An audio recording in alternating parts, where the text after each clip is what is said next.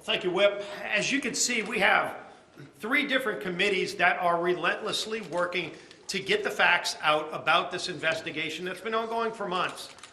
The one thing that you can see as a steady, consistent theme, where it started with Jamie Comer's committee, Jim Jordan's committee, ultimately Jason Smith's committee, is that every step of the way, they've been consistently going after the facts to try to find out exactly what happened with all of these web companies, these shell companies, that whistleblowers were coming forward saying it wasn't just about Hunter Biden, that ultimately money was going into Joe Biden's checking account.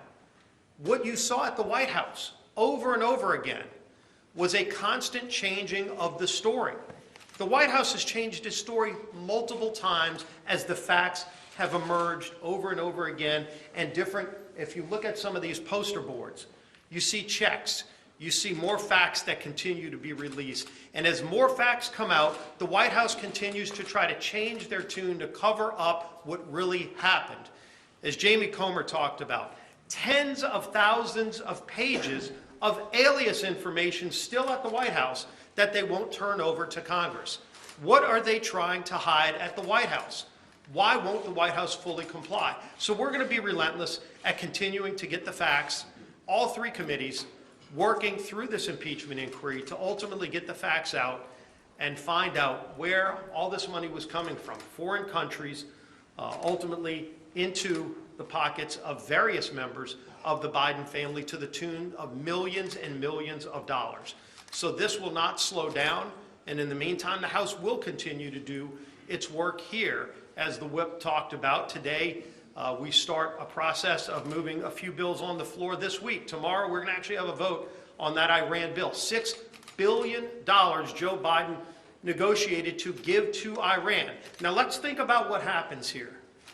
This was negotiated prior to Hamas invading Israel, murdering Israelis, taking hostages. We see a ceasefire right now as more hostages hopefully get released. But in the meantime, Hamas still holds hostages. Where does Hamas get their funding? They get their funding from Iran. Everybody knows that. The Biden administration knows it, yet the Biden administration opposes this legislation because they want the Ayatollah in Iran to get that $6 billion. Why would Joe Biden want the Ayatollah to have access to $6 billion knowing it goes to fund Hamas and other terrorism?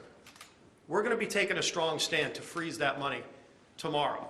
That will be a vote on the House floor. We also say, as more illegals pour into our country, millions more illegals come into our country, they're using federal lands in the Biden administration to house illegals. They're waiving environmental regulations that military veterans can't use, homeless veterans cannot use today, but they'll waive every environmental regulation to allow people coming here illegally to use those very same federal lands.